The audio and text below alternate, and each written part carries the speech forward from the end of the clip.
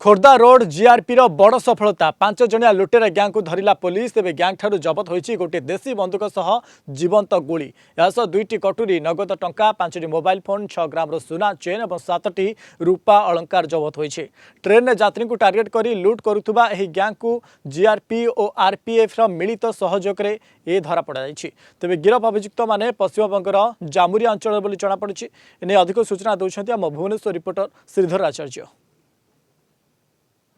Train ने जाउथुबा यात्री को लुटुथुले एही लुटरा गैंग एभली 5 जणिया लुटरा गैंग को काबू करिबारे सफल हेची जीआरपी एवं आरपीएफ पुलिस। एमाने पूरा राजधानी रु बाहर को बुलुथुले एवं ओडिशार विभिन्न कलर अनुकोण स्टेशन गुड़िकरे लुटपाट चलाउथुले। एमानक पाखरु गोटे बंदूक एवं 2टी मारणास्त्र सहित लंका गुंडा 5टी मोबाइल एवं किछि नगद टंका सहित सुना चेन एवं रूपा सामग्री को जबत करिछि पुलिस। सर एमाने को जगार लुट करुथुले एवं जीआरपी एवं आरपीएफ रो 2टी मिलित प्रयास रे एमानु को जगार काबू करागला? धन्यवाद। एमाने खोर्धा एंड रे गोटे निछाटिया जगह अच्छी आमर से आगुरी रेलवे भी ब्यारेक फेरेक थिला भांगी भूंगी जाइए सेटा तार से माने से प्लान ही करथिले 4-5 जन ये रही 5 जन लोक थिले तार सब अस्त्र शस्त्र सज्जित होते सेटा खबर पाइबा परे आमर जो पेट्रोलिंग पार्टी खबर पाई था देन आम आरपीएफ को कांटेक्ट करथिले मते कांटेक्ट करथिले देन आम गोटे ग्रुप 2 जन से कथा है कि आरपीएफ मु कथा है कि आम ग्रुप 3टा ग्रुप ये करा हेतला 3टा ग्रुप जाइकरी आम जानी से अस्त्र शस्त्र रात्रि जेहेतु 2:30 थिला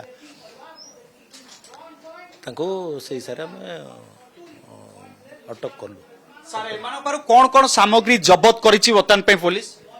एमान पाखरु जब्त होइछि गोटे रिवॉल्वर 12 राउंड गुली आउ दा भलिया जो कटुरी अच्छी दा कहते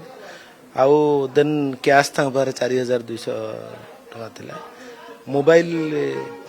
6टा मोबाइल थिला गोल्ड चेन भी गोटे थिला आउ सिल्वर ऑर्नामेंट भी थिला लंका गुंड आउ से मास्क फास्क सब से सज्जित होकर आसते निश्चय ट्रेन रे डकायत करेंगे बोली आम पचरा पचरी कर भी आरपीएफ ओसी अच्छा करूँ आम भेरीफाए कर जानलु से बंजारा गोष्ठी से माने बहुत आगुरी भी ट्रेन रे से आम काली अरेस्ट करूँ ग्रुप रे जड़े महिला को भी अरेस्ट कराई से ग्रुपिज्म होकर आसते जेहेतु काली निश्चय गोटे बड़ दुर्घटना घटई था रेल से जी आक्टिविटीज आम धरी देन